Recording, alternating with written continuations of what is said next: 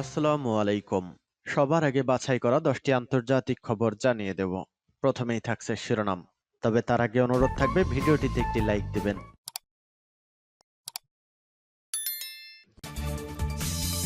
জানিয়ে দিব হাতে থাকা সর্বশেষ আপডেট আন্তর্জাতিক সংবাদ। প্রথমেই সংবাদ শিরোনাম। গাজায় যুদ্ধবিরতির দ্বিতীয় ধাপের আলোচনা করতে দোহায় প্রতিনিধি দল পাঠাচ্ছে ইসরায়েল। এরপর জানিয়ে দিব গাজায় ত্রাণ প্রবেশের জন্য হুথিদের আল্টিমেটাম স্বাগত জানালো হামাস। এদিকে চীন ও রাশিয়াকে নিয়ে শক্তি দেখাচ্ছে ইরান। আরও জানিয়ে দিব রাশিয়ার সবচেয়ে বড় তেল শোধনাগারে ইউক্রেনের হামলা। সর্বশেষ জানিয়ে দিব পাকিস্তানে তালেবানের হামলায় 4 সৈন্য নিহত। এতক্ষণ শুনছিলেন সংবাদ শিরোনাম, এবারে বিস্তারিত। তবে অনুরোধ থাকবে ভিডিওটিতে একটি লাইক করবেন এবং কমেন্ট করে জানিয়ে দিবেন কোন জেলা থেকে আপনি আমাদের এই ভিডিওটি দেখছেন। গাজায় যুদ্ধবিরতির দ্বিতীয় ধাপের আলোচনা করতে দোহায় প্রতিনিধি দল পাঠাচ্ছে ইসরায়েল। গাজায় যুদ্ধবিরতির দ্বিতীয় ধাপের আলোচনার বিষয়ে রোববার 9 মার্চ হামাস আবারও তার অবস্থান পুনর্ব্যক্ত করেছে। এ অবস্থায় ইসরায়েল কাতারের রাজধানী দোহায় প্রতিনিধি দল পাঠানোর ঘোষণা দিয়েছে।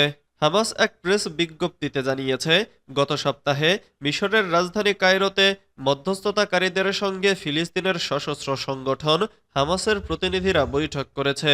এতে কোনো নিষেধাজ্ঞা এবং শর্তারোপ ছাড়া গাজায় মানবিক সহায়তা পুনরায় প্রবেশে জোর দেয়া হয়েছে। হামাসের এই উচ্চ পর্যায়ের প্রতিনিধি দলটি দ্বিতীয় পর্যায়ের আলোচনার উপর ব্যাপক গুরুত্ব আরোপ করেছে। এ বিষয়ে তারা ইসরায়েলের সঙ্গে সরাসরি আলোচনায় যেতে প্রস্তুত, কারণ দ্বিতীয় পর্যায়ের আলোচনা শুরু হলে তা পরবর্তীতে গাজায় স্থায়ী যুদ্ধবিরতির দিকে নিয়ে যাবে। একজন কর্মকর্তা বার্তা সংস্থা এএফপিকে বলেন, দ্বিতীয় পর্যায়ের চুক্তিতে হামাসের দাবি গাজা থেকে পুরোপুরি ইসরায়েলি সৈন্যদের প্রত্যাহার এবং অবরোধ কার্যক্রম শেষ করা, এছাড়া এই অঞ্চলের পুনর্গঠনে আর্থিক সহযোগিতা করা। হামাসের মুখপাত্র আব্দুল লতিফ আল কানুয়া বলেন, এখনো পর্যন্ত আমাদের দাবিগুলো ইতিবাচক হিসেবে দেখা হয়েছে। এদিকে ইসরায়েলের প্রধানমন্ত্রী বেনিয়ামিন নেতানিয়াহুর অফিস সোমবার 10 মার্চ দোহায় তাদের প্রতিনিধি পাঠাচ্ছে। তবে ইসরায়েল প্রথম যুদ্ধবিরতিকে মাঝ এপ্রিল পর্যন্ত বাড়ানোর চেষ্টা করছে। গাজায় 6 সপ্তাহের প্রথম ধাপের যুদ্ধবিরতি গত 1 মার্চ শেষ হয়। এ সময়ের মধ্যে জিম্মিদের 25 জনকে জীবিত এবং 8 জনের মরদেহ ফেরত দেয় হামাস। এর বিনিময়ে ইসরায়েলি কারাগার থেকে 1800 ফিলিস্তিনি মুক্তি দেওয়া হয়। গাজায় ত্রাণ প্রবেশের জন্য হুথিদের আল্টিমেটাম স্বাগত জানালো হামাস।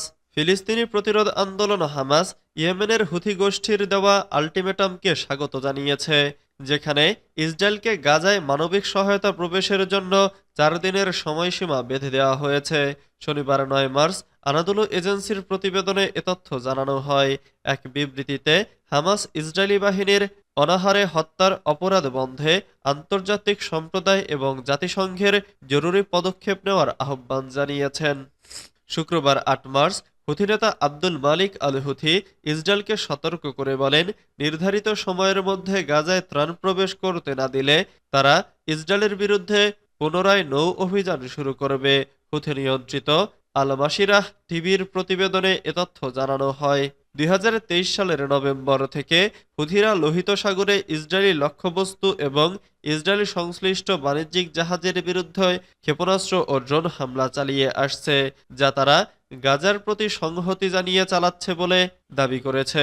ইসরায়েল গত রোববার 3 মার্চ থেকে গাজায় মানবিক সহায়তা প্রবেশ বন্ধ করে দিয়েছে। প্রধানমন্ত্রী বেনিয়ামিন নেতানিয়াহু হামাসের সঙ্গে যুদ্ধবিরতির দ্বিতীয় পর্যায় নিয়ে আলোচনা শুরু করতে অস্বীকৃতি জানানোর পর এই নিষেধাজ্ঞা কার্যকর করা হয়। গত প্রায় 7 দিন ধরে কোনো ধরনের ত্রাণ প্রবেশ করতে দেয়া হয়নি। গাজায় দ্রুত চিকিৎসা সামগ্রী প্রবেশের অনুমতি না দিলে শিশুরা মারা যাবে বলে সতর্ক করেছেন ইউনিসেফের শিশু সংস্থার যোগাযোগ বিশেষজ্ঞ রোজালিয়া বলেন। চীন ও রাশিয়াকে নিয়ে শক্তি দেখাচ্ছে ইরান। ইরানের সঙ্গে যৌথ নৌ মহড়া শুরু করতে যাচ্ছে চীন ও রাশিয়া।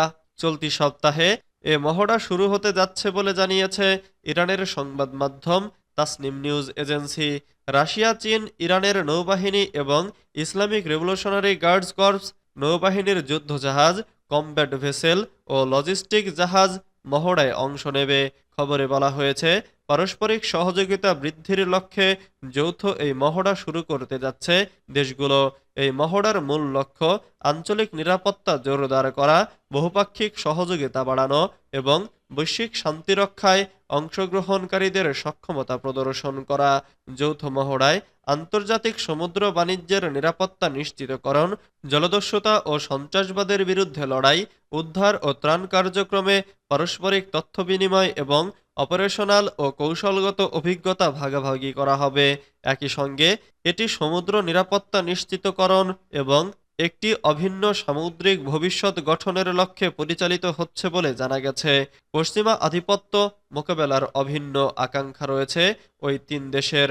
গত কয়েক বছর ধরে ওই অঞ্চলে একই ধরনের মহড়া চালিয়ে আসছে তারা।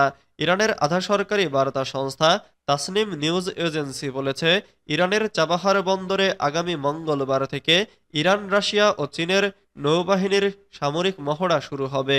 ইরানের দক্ষিণ পূর্বাঞ্চলীয় ওমান উপসাগরের কাছে অবস্থিত চাবাহার বন্দরে ওই মহড়া শুরু হলে শেষ হবে কবে সেই বিষয়ে সুনির্দিষ্ট করে কোনো তথ্য জানায়নি তাসনিম নিউজ এজেন্সি।